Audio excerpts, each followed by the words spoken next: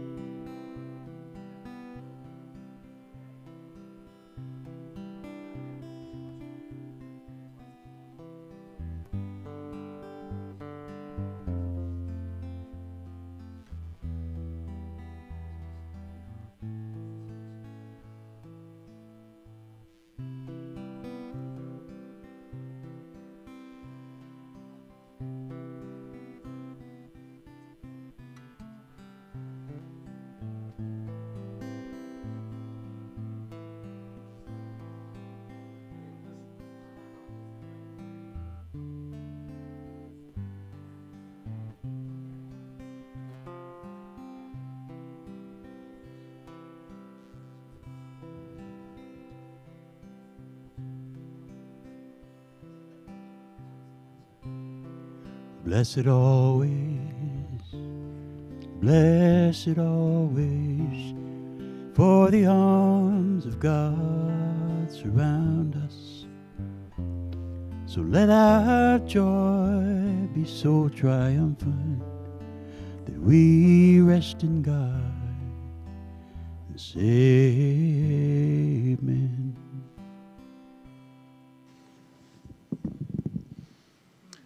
Greetings, everyone. Welcome to all of you here in person and those of you on the live stream. I am Mark Sowold. I am your service leader on this last Sunday in September. Today we are wrapping up our theme for the month, which is prayer. And the title of Reverend Toni's topic is The Greatest Barrier to Answered Prayer. Let's discover what that is so we can dissolve it and release it. We'll begin with an opening prayer. So please put your cell phones on silent, your minds on quiet, and your hearts on open. We are opening our hearts and minds to the love, wisdom, and infinite harmony of our Creator. As we allow streams of light to fill and uplift us, we realize our own brilliance and worth. We are light. We can see that no matter what we've done or not done in this temporary earthly realm, we are pure and holy. We let go of any self-judgment as we realize this truth.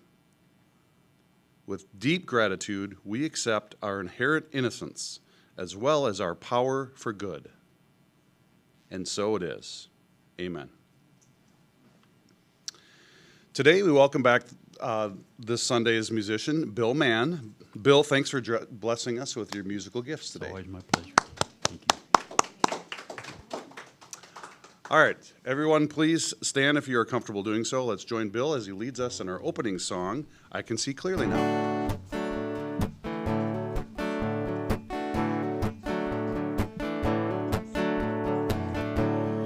I can see clearly now, the rain is gone.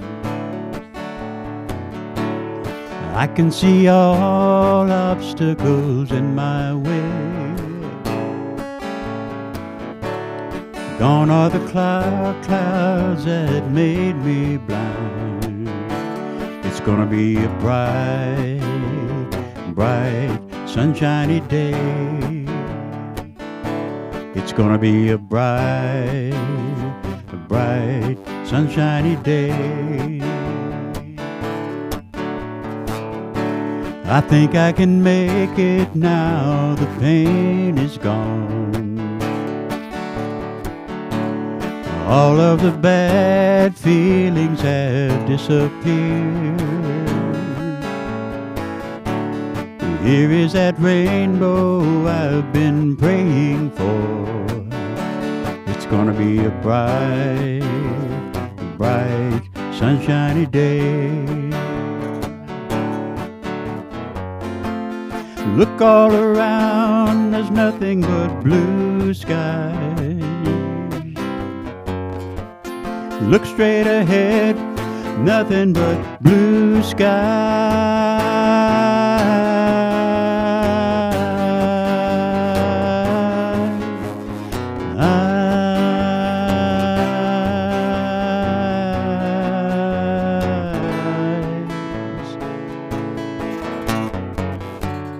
I can see clearly now, the rain is gone. I can see all obstacles in my way. Here is the rainbow I have been praying for. It's gonna be a bright, sunshiny day. It's gonna be a bright, sunshiny day. It's gonna be a bright, sunshiny day.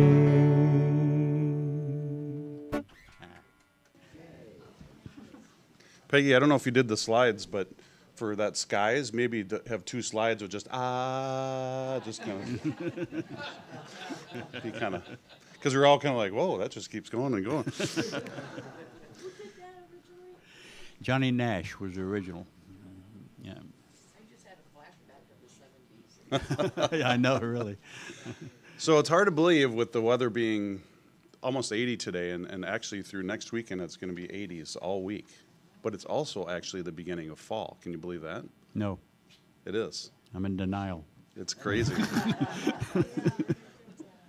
Especially when the weather's like this, it's crazy. You know what the best car to drive in the fall is? An automobile. Ooh. All right.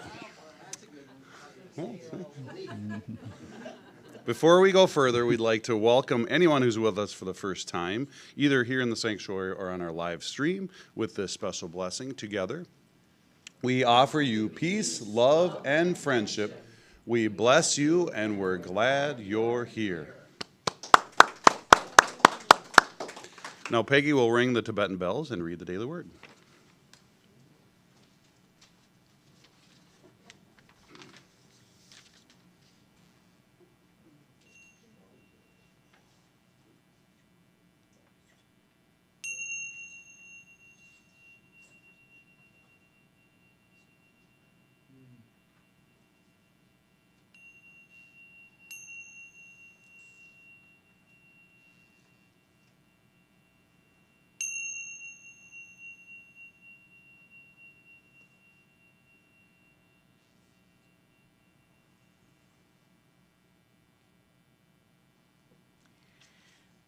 word for today, September 28th, is beautiful. The world becomes beautiful when I find God in it. When we are fully present to life, we find beauty everywhere. Looking up at shimmering stars, walking through a field of marigolds, or sitting by the ocean, we rejoice in the beauty of nature. It truly is a wonderful world. The beauty that delights our senses also lives in us. The presence of God does not just surround us, it is within us also. Our divine gifts, along with our talents and unique abilities, make us a beautiful and integral part of the world. When we live into the fullness of our divinity, the expression of our humanity is simply beautiful. We are radiant spiritual beings, individuations of the divine. We honor the presence of God within ourselves and all others. We are beautiful. And from Psalm 27:4, one thing I asked of the Lord that I will seek after, to live in the house of the Lord all the days of my life, to behold the beauty of the Lord. The word for today is beautiful. Now I invite you to bring your attention to our prayer box here and to silently add your own name and the names of anyone in your heart or on your mind who may need prayer support. We know that the truth behind all appearance of disharmony is the divine and perfect presence of God. We call forth within all people the wisdom and strength, the love and peace, the wholeness and vitality of this presence. We declare that divine healing power and wisdom is restoring, healing, and harmonizing our world and guiding our leaders for the highest good of all in this very moment. We bless our global family and hold us all in the light of love and peace. We affirm that the requests in our prayer box and in our hearts and on our minds are being resolved in divine timing for the highest good of all concerned. May the love of God enfold us, the peace of God uphold us. May the wisdom of God inspire us and help us to know in our hearts that all is well. And so it is. Now please join me in our affirmation for the day. There is no barrier to love unless I have built it, so I return to love. And the affirmation for our beautiful spiritual center. We give thanks that Unity of the Valley is a prosperous, thriving, inspired, connected community. We are growing spiritually and manifesting our dreams and goals in an energy of love, peace, and joy. Okay, now let's listen to Mr. Bill here sing our beautiful meditation song. We can just all listen quietly and prepare ourselves for meditation. Thanks, Bill.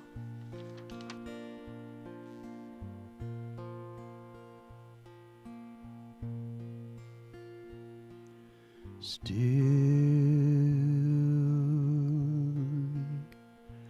I am.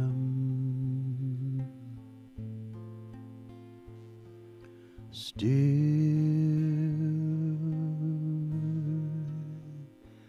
I'll be. Still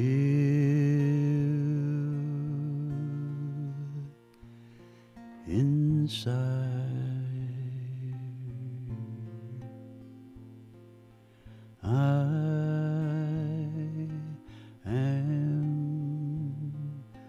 free.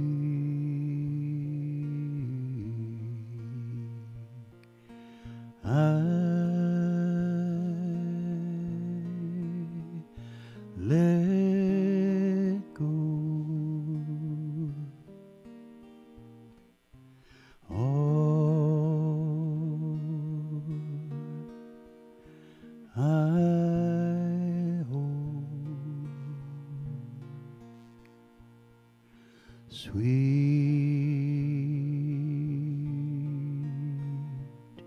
release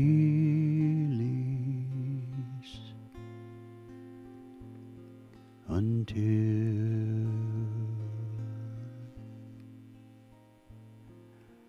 I am still.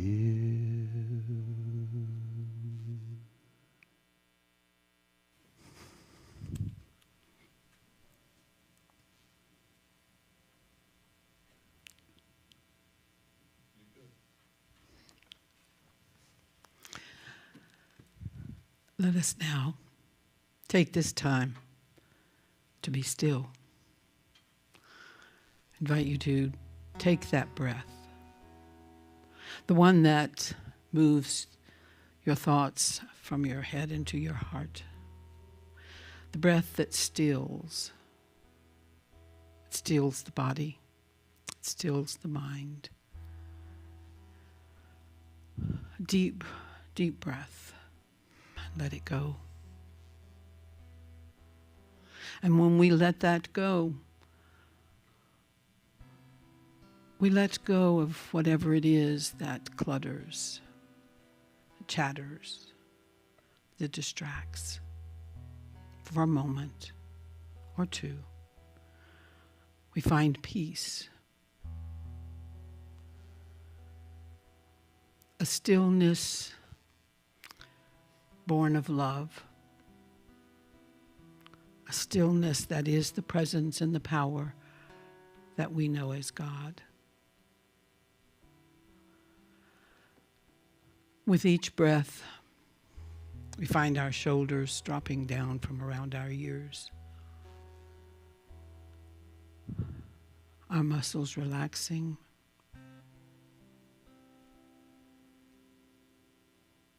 the knowing that the chair will hold us, and that we are wrapped in and filled with and made as the love that is God. And it is in that love that we know our connection with one another, with all that lives and breathes, all that is in this world. What a power we can feel in that knowing. A wholeness and a oneness. And with each breath,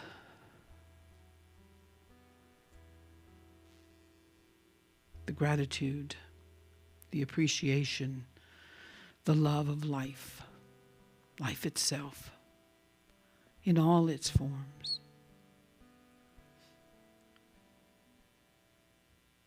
Another deep breath, going deeper with each one, feeling the safety of this space as we let go of what we may have built to keep love at bay.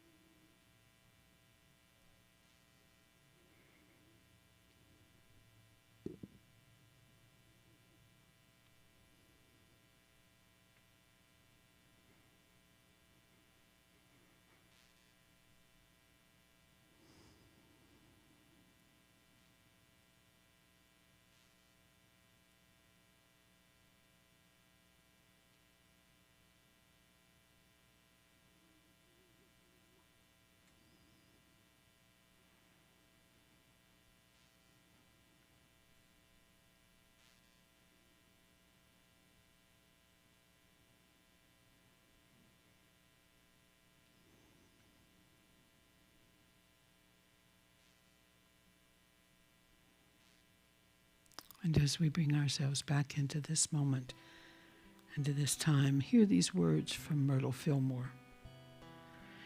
It is my great joy to perceive somewhat of the mother side of God, the divine love that never fails and that is equal to the drawing of souls to itself.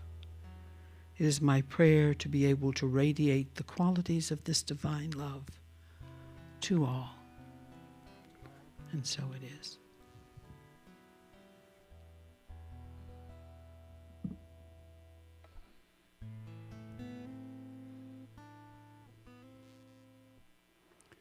We will make our way back home. It's not that far away. If we reach inside where love abides, we can find that key today. And we must surely know, as the signs have clearly shown, that now comes the time for us to slip beyond the mind and take the road that leads us farther on, when we just let go of fear and refuse to allow it near.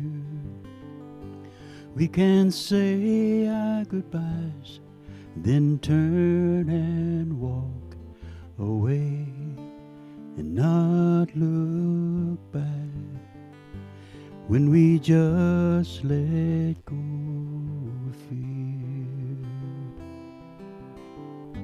And we can open up a door that leads to so much more, and into our hearts will pour a love we can't ignore, when we just let go of fear.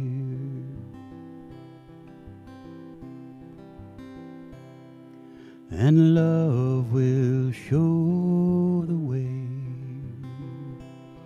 for a soul to come out and play. You will sing and our hearts will ring, and our doubts all fade away, when we just let go of fear. Love then will appear, when we just release it, let it fall away, and spread our wings, when we just let go of fear.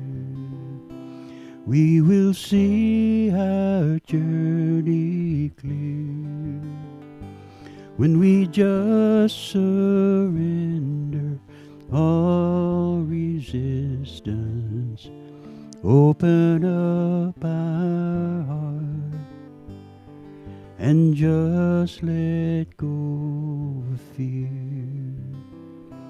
when we just let go of fear, when we just let go of fear.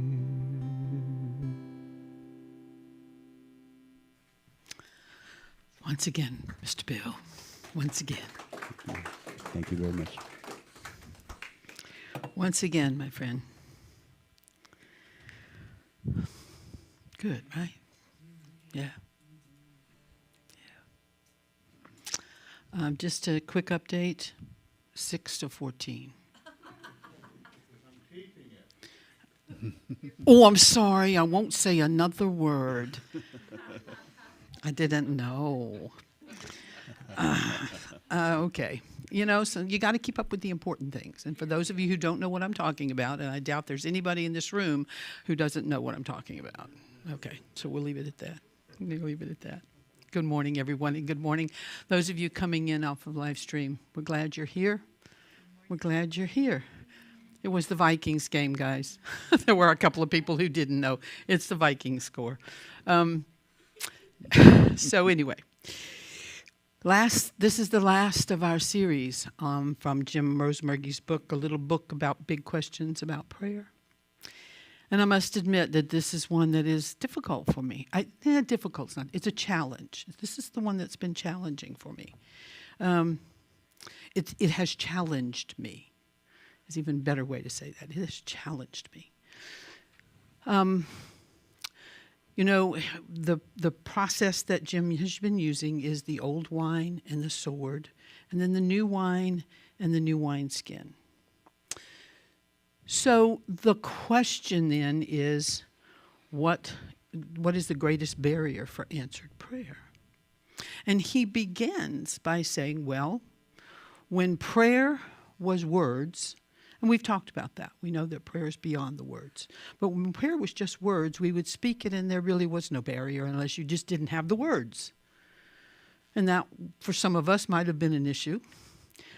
But there wasn't so much of a barrier as a commandment, interestingly, that's in Mark, that says that if you are standing for prayer and you have something against another, forgive that so that your Father can forgive you. This is what it was. So our forgiveness was about making sure that we got forgiven. Old wine.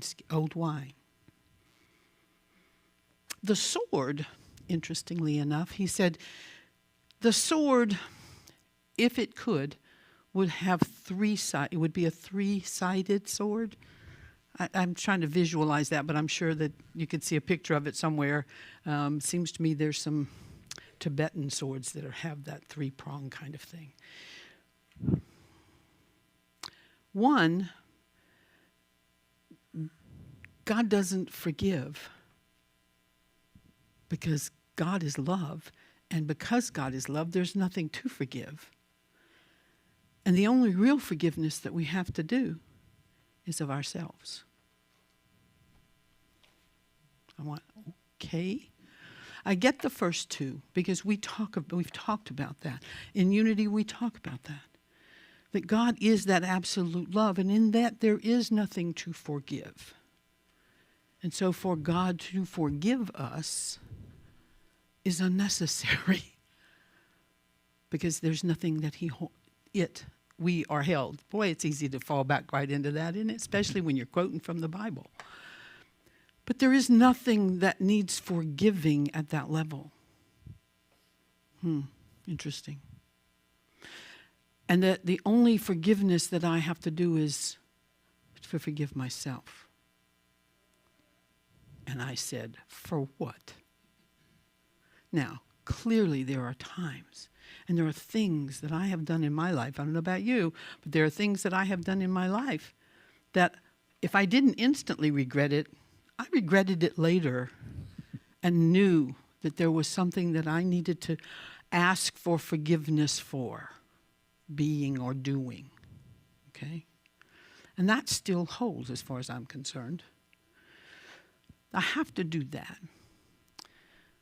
But where the new wine comes in is that if I don't ask for forgiveness for myself, I still hold all of the energy that surrounds the thing that I had anger or pain or resentment about. And it reminds me, I didn't realize this was St. Augustine. He says, forgiveness, no, he doesn't say it's not. Resentment is like taking poison and waiting for the other person to die. I've heard that in various phrasings, and I did not realize that the original might have been St. Augustine. But the idea here is that same. If I have, in fact, taken in that moment pain from something that I did and later realized, oh my goodness gracious, that probably wasn't appropriate, or that was harmful to someone else, and I hold that. Or if someone has done that to me,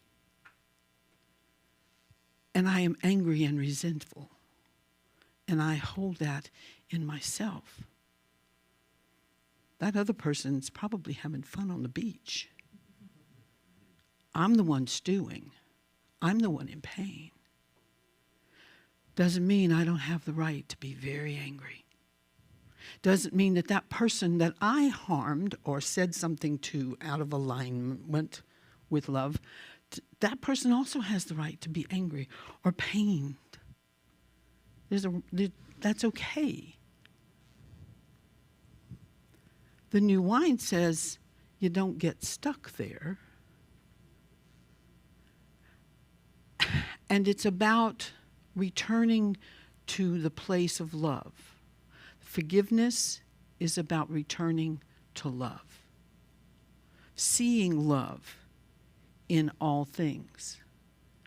And letting go of the anger and the resentment and the pain after you've processed it and recognize what it's about. And that's another key part. Where is it coming from? Where is it coming from? Within me? Yeah. Is the person that harmed me or said something to me, okay, didn't create the pain. He initiated or she initiated, or I initiated if I said it to someone else. An opportunity to feel, to allow the trigger to resurface and create that pain again.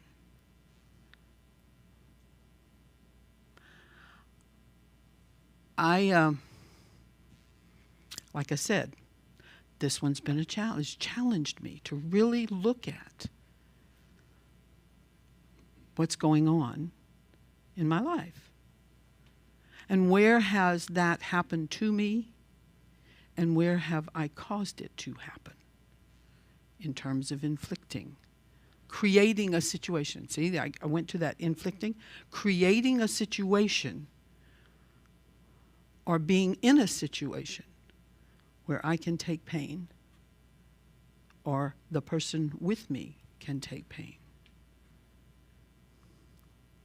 That puts a lot of responsibility on us as individuals to work through conflict.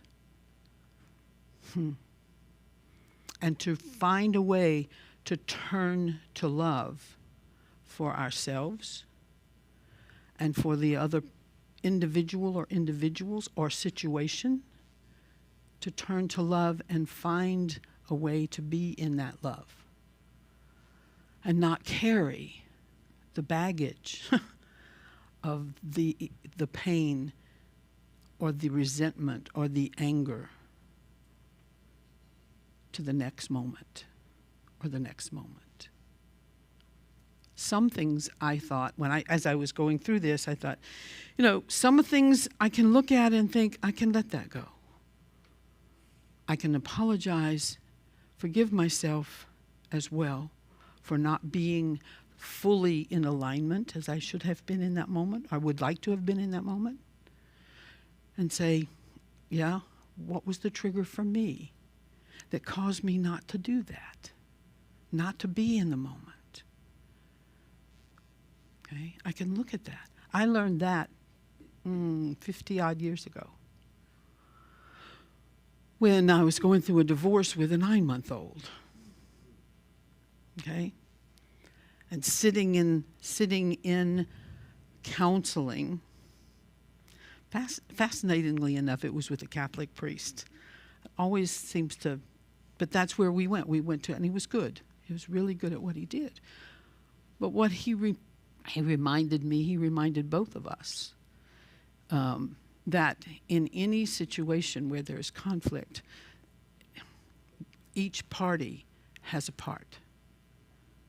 It is not 100% anybody's fault. And usually it's not 50-50. And it may be that both parties had actions they could have taken, didn't, and they have to work with that. And it's a process. He kept telling us over and over, it's a process. It's a process of forgiving. And I was like, okay, but what if one party doesn't want to process? He said, then you have a choice, don't you? You can continue to struggle to get to process, or you can move on with your life. So I moved on with my life because there was no dialogue. There was no willingness. So early on, and then years later, in lots of therapy, I also began to look at what triggers me and where do I have to forgive myself and where do I have to watch myself. Forgiveness became that process of really looking at who and what I was, because I'm the one that's creating the pain. Somebody else sets it up. Somebody else sets up a situation. But I make the choice as to how I do that or not. And that's tough. And sometimes we do it unconsciously. So, what is it about forgiveness?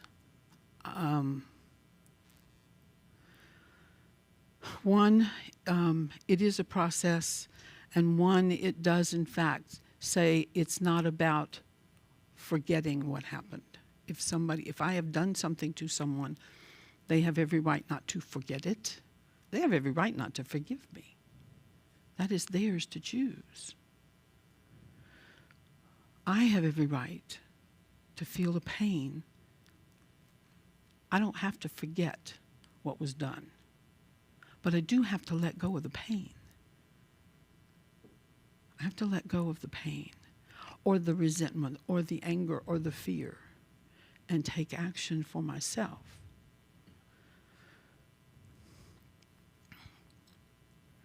It reminds me of when I was going through all of this, many of the examples that were used came out of the Dalai Lama. It also came out of Nelson Mandela, Martin Luther King. The concept of ahimsa. Ahimsa is about not seeing, being in the present moment and holding the space of love. I remember a quote from Gandhi that said, somebody asked him why he would go to the table over and over again with the British, because he did. Every time there was a conflict, he would go back to the table and he would start. He said, the reason I do is because every moment is a different moment. If I carried the old moments to the table, we'll never get anywhere. And I have an expectation that they are coming to the table the same way. Are they? Maybe not. But it is my expectation. And so if we can begin to look at that in a personal situation, in a communal situation, or even in a national situation or a world situation, to say, we come to the table not bringing everything that's happened last week, this week. Jack Cornfield has a beautiful thing on forgiveness that I watched. I've watched a couple of times over the years. And he talks about the conflicts that exist in our world today. And the fact that he used the Irish, and he says, I can do that. So he used the Irish and the British. And he said, when you stop to talk to them about what's going on, many of them, but not all, will say, well, back in 1300, your side walked through my neighborhood with the orange thing, and now you can't do,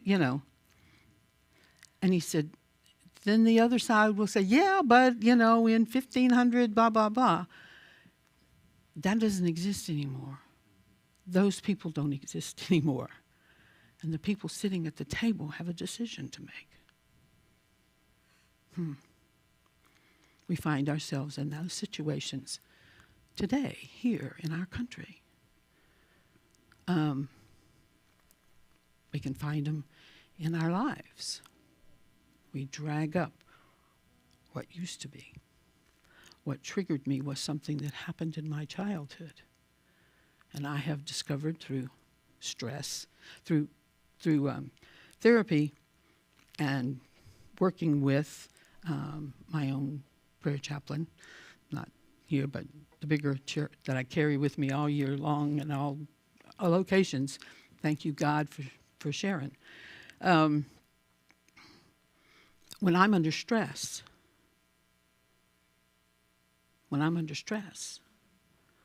my frustration level shows. When I'm under stress, it's difficult for me to stop, take a deep breath, and think before I open my mouth or take an action.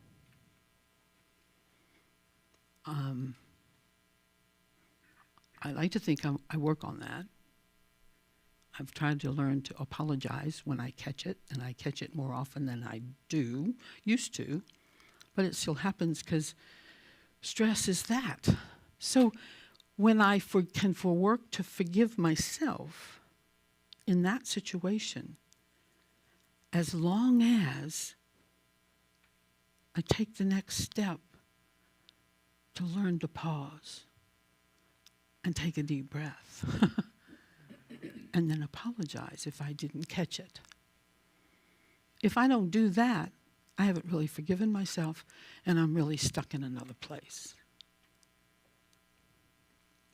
This forgiving ourselves is, in fact, what Jim Rosemergy says is the biggest barrier to answered prayer. Because it is the thing that keeps us blocked. This unforgiveness of self. It keeps us seeing ourselves as less than. It keeps us in a vibration of anger. And he repeats this, it doesn't mean that if I forgive myself, it's okay. Never mind, it's okay. Forget it. It didn't happen. No.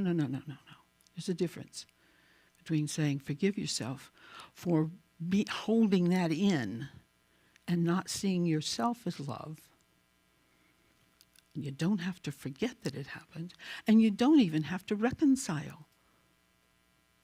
But you do have to let it go internally, because it's the toxin that's going to kill you, not the other person.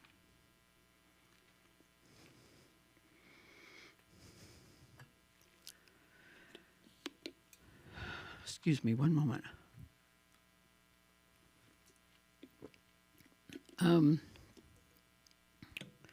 For those of us who are bullheaded Aries, sometimes that's difficult. And so it takes rethinking it. It takes thinking again, looking at it again, and looking at it within me to figure out, am I being true to this? Am I staying in alignment with the power that is God, that is love for myself and then for those that I interact with? So if I don't have it here, I can't give it. That's another one of those statements we know. If I don't have grace within me, I can't give grace. If I don't have that open-hearted love within me, I can't give it in true love. I can love, but there's a difference between loving and really feeling and being love. And so these things are important for us. Jack Cornfield, again, in this same video, tells the story that I'd like to share with you. I found it brought me tears the first time, and it still seems to touch me every time I hear the story. But he was on the train from Philly to D.C., going to his father's memorial service, and he sat next to a gentleman who had been working for the government in India. He'd come home because he quit that. Came home, was working in D.C. with a group in D.C. that worked with young men who were in jail or were gang related. There was a lot of violence in there. This young man, and he said he was in the courtroom, and this young 14-year-old boy, wanting to be part of a gang, had shot and killed somebody he didn't know. It's an initiation rite. And then he says, and there's another whole thing we can talk about initiations later in the community, but for right now, this is what happened. They took him, he went to trial, he was found guilty and sentenced. As he was leaving the courtroom, the mother of the son that he killed stood up, looked him in the eye, and said, "I'm going to kill you." And he was taken off to prison. After about 3 months, that mother came to visit him in prison. She said, I just need to talk to you. I need to understand what was going on with you. They talked for a while before she left. She said, "Do you need anything? Do you have some money? Because you need money in there for the canteen. Do you need some money?" He said, "Hey, I'm by myself." She gave him some money. And she came back every now and again just to talk to this young man. And then it was probably every other month she would come in and she would just talk to him and say, "What's going on and how are you?" And then as it got closer to time for him to go out, he was now 17, been in for 3 years. She said, "What are you going to do when you get out?" He said, "I don't know. I've got to find a way. I've got to have any contacts right now." She says, "I know somebody that owns a factory. Let me see if I can get you a job." She did. She worked it out with the parole board. She said, "No, but where are you going to go?" And he said, "I don't know." She said, "I have a spare room. Come and stay there." He did. So he was living with her, working at a job that she had helped him find. And after about 6 months, she said, "I need to talk to you." They sat down in the living room and she said, "I don't have anybody either. My son was the only person that I had. He's not here anymore. Would you be willing to have me adopt you?" She said, "Remember that day in the prison when I said I was going to kill you?" And as Jack relates, he said, "Oh yeah, ma'am. I remember that very well." She said, "Well, I did, didn't I? You are not the same person you were that day. I finally realized I couldn't live with myself if that young man were to get back on the streets. And I decided the best way to do that was to love you." And she adopted him.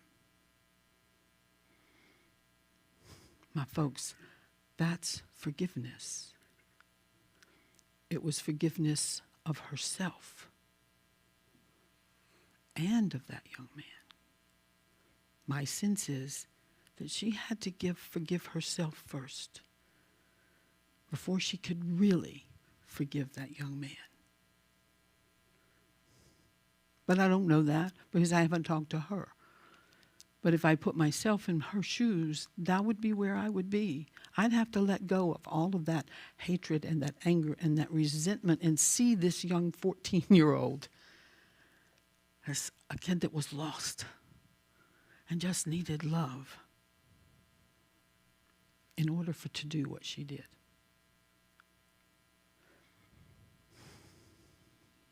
Forgiveness is returning to love. And it begins with our returning to love of self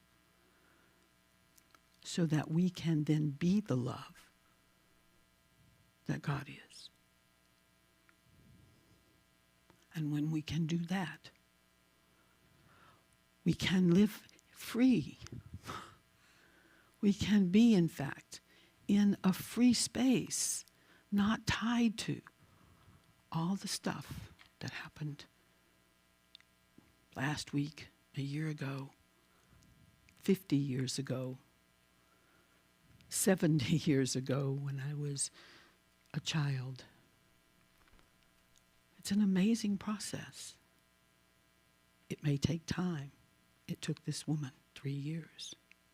It may not happen instantly, but it only works if you work it, if you recognize it and you step into it and you're willing to go inside and find out what's holding you in that, behind that veil that between you and the divine of love. Not easy. Doable. Necessary. And amazing when you can make it through. There's a sense of love and freedom.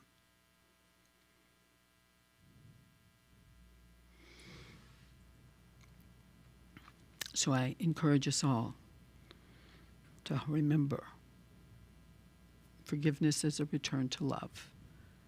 And we are the ones that have to make the first turn.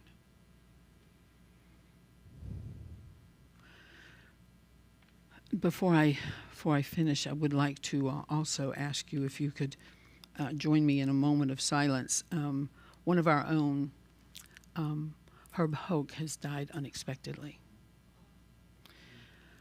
And we want to hold Donalyn, and the family in our prayers, and seeing them find some level of peace and understanding. So if you would just join me now, and let's take a moment of silence and hold them both, the soul of Herb and Donnie and the family, in our prayers.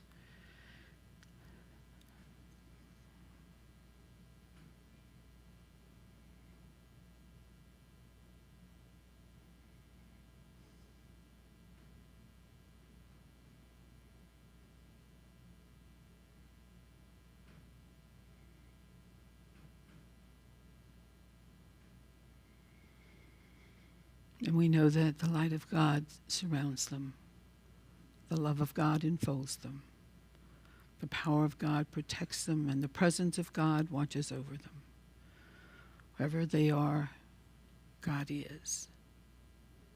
And all is well. Amen.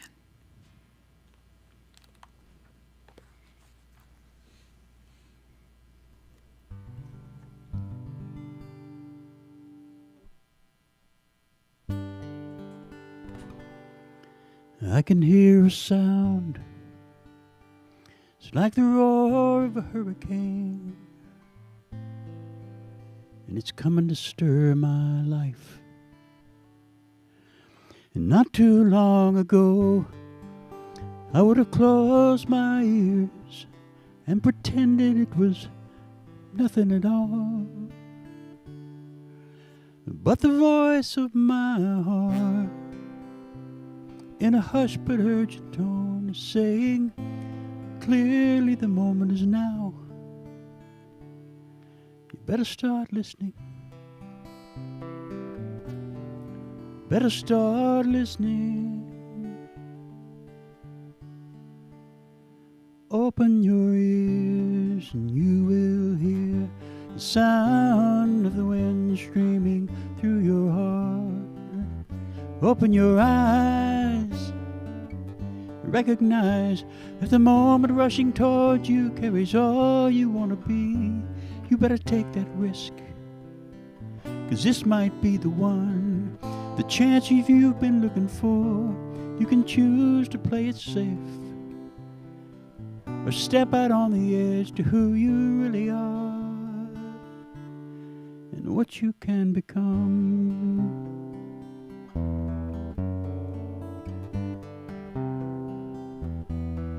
What can you become?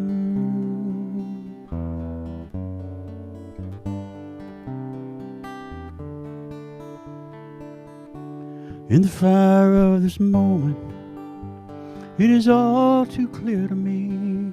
There is only one life I can live this time around. And I finally come to realize that we are not given dreams without a way to make them real. And my dreams are waking now. I can feel them here inside, changing and inspiring me to reach for the golden ring. Test the strength of my own wings. So open your ears and you will hear the sound of the wind streaming through your heart. Open your eyes, recognize that the moment rushing toward you carries all you want to be. You better take that risk, 'cause this might be the one. The chance that you've been waiting for. You can choose to play it safe, or you can step out on the edge to who you really are and what you can become.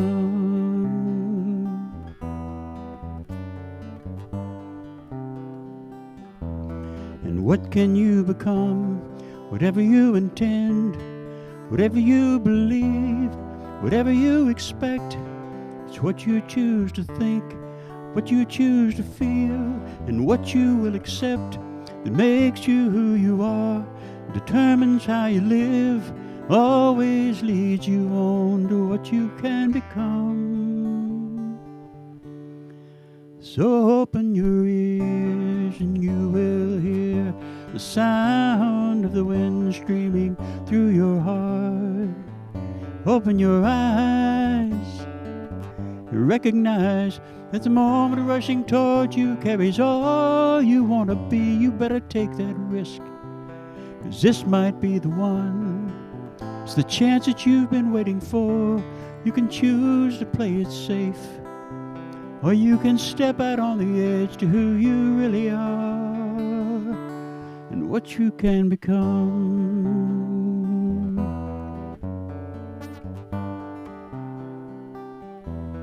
What can you become?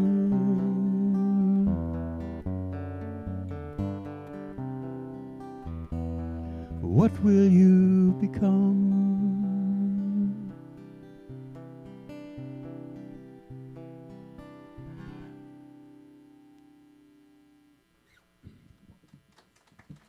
Thank you.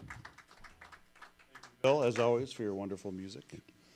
Reverend Toni, good talk. I think that story with the mother is impactful.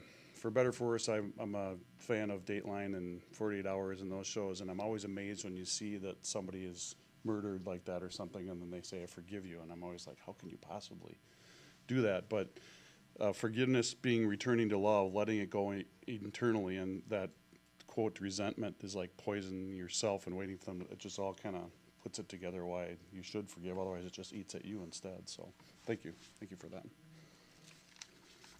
All right, we now have the opportunity to give our love offering from our hearts. We invite you to give in full awareness that the act of giving is an opportunity to develop and demonstrate our greater trust in God as the ultimate source of all good. If you'd like, hold your gift in your hand while we read together our love offering affirmation. If you give electronically, you may take a colorful heart from the basket being passed around and put it in the plate to represent your offering. Please join me in our love offering affirmation. Divine love flowing through me blesses and multiplies all that I give, all that I receive, and all that I am.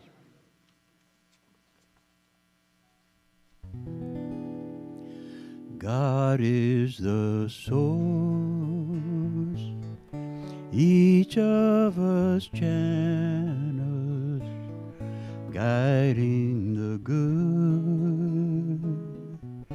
flowing divine, one endless source, infinite blessings. Praise the Creator, thy will is mine. God is the source, each of us channels, guiding the good, flowing divine, one endless source, infinite blessings. Praise the Creator, thy will is mine. Now please join me as a community in blessing this offering and good of any kind so generously given to support Unity of the Valley this week. Together, thank you, God, for providing all the resources we need to accomplish our mission of transforming lives.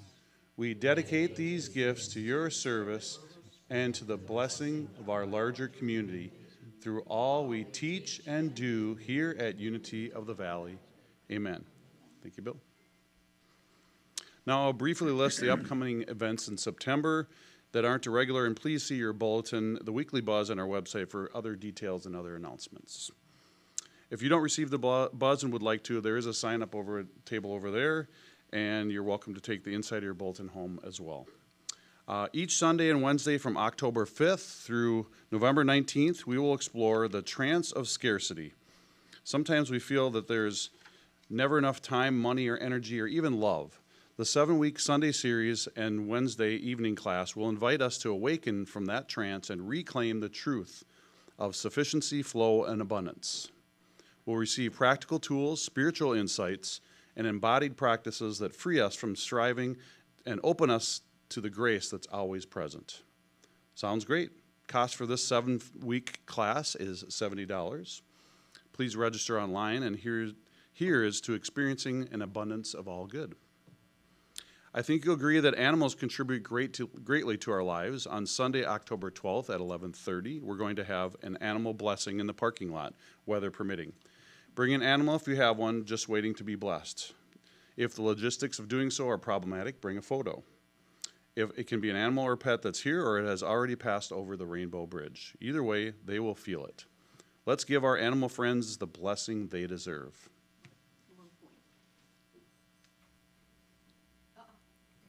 Those are mine. That's my Augie and my Daisy. No worries. Today, after the service and before you pop down to the fellowship hall for our end-of-the-month potluck, if you'd like one-on-one prayer chaplain Pat Gernon would be honored to pray with you over by the prayer angel in the corner. Now, please stand if you're comfortable doing so for our prayer for protection, which is up here on the monitor.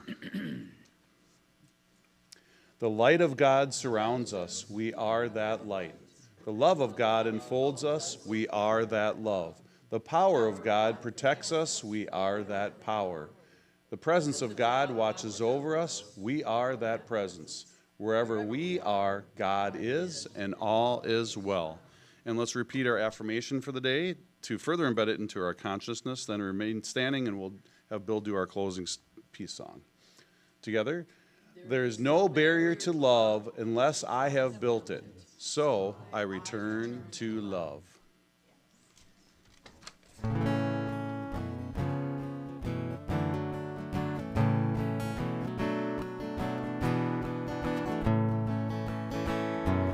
Let there be peace on earth, and let it begin with me. Let there be peace on earth, the peace that was meant to be, with God as our creator, family all are we. Let us walk with each other in perfect harmony. Let peace begin with me. Let this be the moment now. With every step I take. Let this be my joyous vow, to take each moment and live each moment in